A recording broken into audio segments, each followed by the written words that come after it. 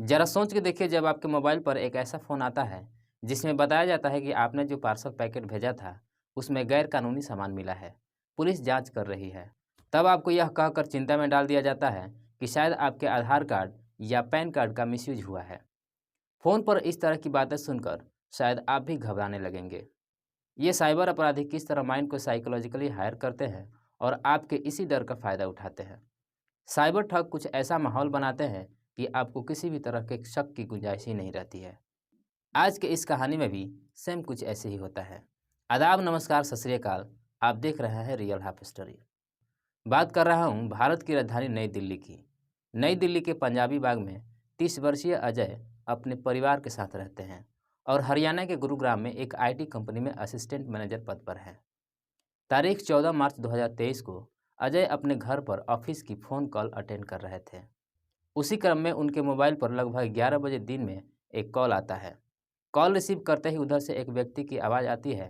वह कहता है, आपका एक पार्सल रोक लिया गया है, ज़्यादा जानकारी के लिए एक दबाएं। जब इस तरह की आवाज़ें सुनते हैं, अजय को लगा शायद मेरी पत्नी ने कोई सामान ऑनलाइन बुकिंग किया होगा। इस पर उन्होंने एक दबा दिया। एक दबाते ही दूसरी तरफ से कॉल पर एक और व्यक्ति कनेक्ट हुआ और बोला, मैं फेडेक्स कस्टमर सर्विस से बोल रहा हूँ। आपने जो पार्सल मुंबई से कनाडा भेजा था उसे नारकोटिक्स डिपार्टमेंट ने जब्त कर लिया है। उस व्यक्ति की इतनी बातें सुनने के बाद अजय चौंक गए, क्योंकि उन्होंने न कोई पार्सल भेजा था और न ही मुंबई से उनका कोई वास्ता था।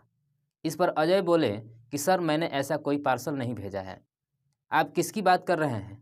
फिर उस व्यक्ति ने सामान भेजने वाले का एड्रेस में नाम, मोबाइल नंबर और एड्रेस मुंबई कुलाबा क्षेत्र बताया और उसने यह भी बताया कि पार्सल पैकेट कनाडा में किसी मंजीत के नाम पर भेजे हैं। इस पर अजय बोले, सर मैं मुंबई में नहीं बल्कि दिल्ली में रहता हूँ। तब उस व्यक्ति ने कहा, लगता है आपकी आईडी मिसयूज हो रही है, आप तुरंत पुलिस कंप्लेंट कर दीजिए ताकि आपके साथ कोई फ्रॉड ना हो। हम आपकी call Colaba police station transfer कर रहे हैं। कुछ सेकंड कॉल होल्ड करने के बाद तीसरा व्यक्ति बोला, मैं कुलाबा पुलिस स्टेशन से सब इंस्पेक्टर भूपेंद्र बोल रहा हूँ। पुलिस का नाम सुनते ही अजय ने कहा, अभी मुझे पता चला है कि मेरे नाम और डॉक्यूमेंट का मिसयूज हुआ है, मैं कंप्लेन करना चाहता हूँ। तभी सब इंस्पेक्टर भूपेंद्र कहता है, आप मुंबई आ जाओ। अजय बोले, सर मेरा मुंबई आना संभव नहीं है, क्या मैं ईमेल पर कंप्लेन भेज दूँ। तभी एसआई भूपेंद्र बोला कि मैं पुलिस स्टेशन के ऑफिशियल नंबर से अभी कॉल करूँगा और जो कहूँ वैसे वैसे करना। कुछ सेकंड में अजय के मोबाइल पर एक वीडियो कॉल आता है। उस नंबर पर मुंबई पुलिस का फोटो था। वीडियो ऑन करते ही सामने मुंबई पुलिस की एक वर्दी पहने हुए एक व्यक्ति दिखता है और दीवार पर मुंबई पुलिस का लोगो दिख रहा है। अब अजय को यकीन हो गया कि सच में यह मुंबई पुलिस है। उस पुलिस वाले ने अजय से कहा कि हम ऑनलाइन बयान रिकॉर्डिंग करेंगे, जिस जगह पर हो उस एरिया को रोटेट करके सब कुछ दिखाओ। रूम में कोई नहीं होना चाहिए, क्योंकि इसमें रिकॉर्डिंग होगी। अगर कुछ भी गलत हुआ तो इसकी सज़ा अलग से तुम्हें भुगतनी होगी। इस पर अजय डर से तुरंत अंदर से दरवाज़ा लॉक किए और फिर मोबाइल के कैमरे से पूरा रूम दिखाया। इसके बाद उस पुलिस का वीडियो कॉल डिस्कनेक्ट हो गया और तुरंत और दूसरे नंबर से अजय के मोबाइल पर डायरेक्ट कॉल आता है। खुद को सब इंस्पेक्टर बताने वाला भूपेंद्र ऑनलाइन बयान रिकॉर्डिंग करने लगता है। वह पूरी इंटेरोगेशन करता है, फिर अजय को डराता है कि झूठ मत बोलना, तुम्हारी सारी बातें मेरे फ़ोन में रिकॉर्ड हो रही है। अब भूपेंद्र अजय से पूछना शुरू करता है कि तुम्हारी उम्र क्या है, जॉब क्या है, कितनी सैलरी मिलती है, कितने बैंक अकाउंट हैं, तुम्हारे पेरेंट्स क्या करते हैं, फैमिली बैकग्राउंड क्या है, प्रॉपर्टी कितनी है, जैसे अनेकों सवाल करता गया और बेचारे अजय साहब सब सच सच बताते गए। अब फर्जी एसआई भूपेंद्र अजय को साइकोलॉजिकली प्रेशर देता है और कहता है कि मुंबई में आपकी आईडी का मिसयूज करके जो ड्रग्स पकड़ी गई है वो बहुत ही हाई प्रोफाइल और बड़ा सिंडिकेट है, इसलिए पहले मुंबई पुलिस हेडक्वार्टर में बात करनी पड़ेगी। इतनी बातें सुनने के बाद अजय के चेहरे पर पसीने आने लगते हैं। अब भूपेंद्र वायरलेस जैसी साउंड पर बात करते हुए कहता है कि मेरे साथ अजय हैं, उस ड्रग्स वाले केस में इनकी ही आईडी मिसयूज हुई है। वायरलेस पर दूसरी तरफ से कड़क आवाज़ में चौथा व्यक्ति कहता है, इसके नाम से तो अरेस्ट वारंट इशू हो चुका है। कोलाबा में हमने जब ड्रग्स के अड्डे पर रेड किया था तब उस जगह इसके नाम का डेबिट कार्ड मिला था जिसमें 80 लाख की ड्रग्स खरीदी गई है। वह व्यक्ति खुद को एसपी सुशांत राठी बताता है और वायरलेस पर ही भूपेंद्र को डांटते हुए कहता है कि अभी तक तुमने इसे गिरफ्तार क्यों नहीं किया, इसे तो 3 महीने की जेल होगी, बैंक अकाउंट भी फ्रीज हो जाएंगे। इतनी सारी आवाज़ें सुनने के बाद डर से अजय के हाथ पांव थर थर कांपने लगे और धीरे से बोला कि सर आपको कुछ गलतफहमी हुई है, मैंने ऐसा कुछ नहीं किया है। इतने में भूपेंद्र किसी अन्य एसपी से वायरलेस पे बात कराता है।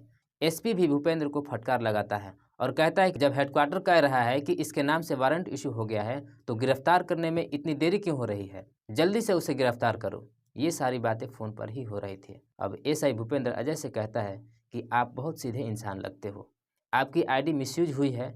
ठीक है, मैं आपको एक रास्ता बताता हूँ। सरकार ने पब्लिक प्रोसिक्यूटर अपॉइंट किए हुए हैं जो आप जैसे शरीफ लोगों की मदद करता है। मैं आपकी प्रोसिक्यूटर से बात कराता हूँ। उसी कॉल पर एक और कॉल को जोड़ता है। दूसरी तरफ से बोलने वाला व्यक्ति खुद को एडवोकेट दीपक बताता है। वह अजय से कहता है कि आज शाम 4 बजे से पहले पहले मुंबई हाईकोर्ट पहुंचो, हम तुम्हारी एंटीसिपेटरी बेल अरेंज करा देते हैं। इस पर अजय बोले कि सर मैं अभी दिल्ली में हूँ और इस समय 2:30 बज रहे हैं, इतनी जल्दी आना संभव नहीं है। तो इस पर एडवोकेट दीपक बोला कि फिर इसके लिए मुंबई के अलग अलग डिपार्टमेंट के बॉन्ड खरीदने होंगे। उसने तुरंत अशोक चक्र लगी सरकारी विभागों की लिस्ट अजय के व्हाट्सएप पर भेज दी और बॉन्ड के लिए 98,900 रुपये तुरंत भेजने को कहा और उसने बताया कि 1,900 रुपये चार्ज कटेगा और 97,000 रुपये वापस आपके बैंक में आ जाएंगे। इस पर अजय ने घबराहट में तुरंत 97,000 रुपये भेज दी और फिर थोड़ी देर बाद एडवोकेट दीपक कहता है कि आप दिल्ली में रहते हो, इसलिए सेम प्रोसीजर दिल्ली हाईकोर्ट में भी और उतना ही पैसे वहां भी बॉन्ड खरीदने में देना होगा। इस पर अजय ने फिर से 97,000 रुपये तुरंत भेज दिए। फिर लीगल ड्राफ्ट टाइपिंग के लिए 5800 रुपये मांगे। अजय ने वह भी रुपये भेज दिए ताकि जल्द से जल्द जान का छुटकारा हो सके। इसके बाद उनका कॉल डिस्कनेक्ट हो गया। अब अजय साहब को ये मालूम नहीं हो रहा था कि उन्हें मेंटली हायर किया गया है। अजय बाबू रोते हुए कमरे से बाहर निकले और अपनी माँ को सारी बातें बताई कि मैं आज जेल चला जाता, लेकिन आज मैं बाल बाल बच गया। वहीं पर अजय का बड़ा भाई अंजेश पूरा वाकया सुन रहा था। उसने कहा कि तुम्हारे साथ ठगी हुई है, लेकिन अजय अपने भाई की बात पर यकीन करने को तैयार नहीं थे। जब उन्होंने उस कोलाबा पुलिस वाले के नंबर पर लगातार कॉल किया, लेकिन कॉल रिसीव नहीं हुआ और अंत में उसने अजय का नंबर भी ब्लॉक कर दिया। तब अजय को झटका लगा और उन्हें यकीन हुआ कि मैं ठगी का शिकार हो गया हूँ। अंत में उन्होंने स्थानीय पंजाबी बाग पुलिस को आप बीती घटना की जानकारी दी और केस दर्ज कराई। दिल्ली पुलिस ने अजय बाबू के तहरीर पर केस दर्ज कर लिया और छानबीन करना शुरू किया। इससे पहले डीसीपी प्रशांत किशोर ने आम जनता के लिए इन साइबर फ्रॉड से बचने के लिए कुछ गाइडलाइन जारी किए। अगर आपको किसी अनजान नंबर से कुरियर पार्सल की कॉल आती है तो इग्नोर करें। किसी भी ऑप्शन पर बटन न दबाएं। अगर कोई पर्सनल डिटेल मांगता है तो उसे न दें। फ़ोन पर किसी तरह के लिंक पर क्लिक करने से पहले उसकी जांच कर लें। अगर किसी भी प्रकार के फ्रॉड होने का संदेह हो तो आप अपने नज़दीकी पुलिस स्टेशन को सूचित करें। दोस्तों, आपने सुना किस तरह से साइबर गिरोह ने अजय के साथ घटना को अंजाम दिया। कल अजय की बारी थी, हो सकता है आज आपकी भी बारी हो, इसलिए आप सतर्क रहें और सुरक्षित रहें। अगर वीडियो पसंद आई हो तो अपनी प्रतिक्रिया कमेंट बॉक्स में ज़रूर दें। तब तक के लिए जय हिंद, जय भारत।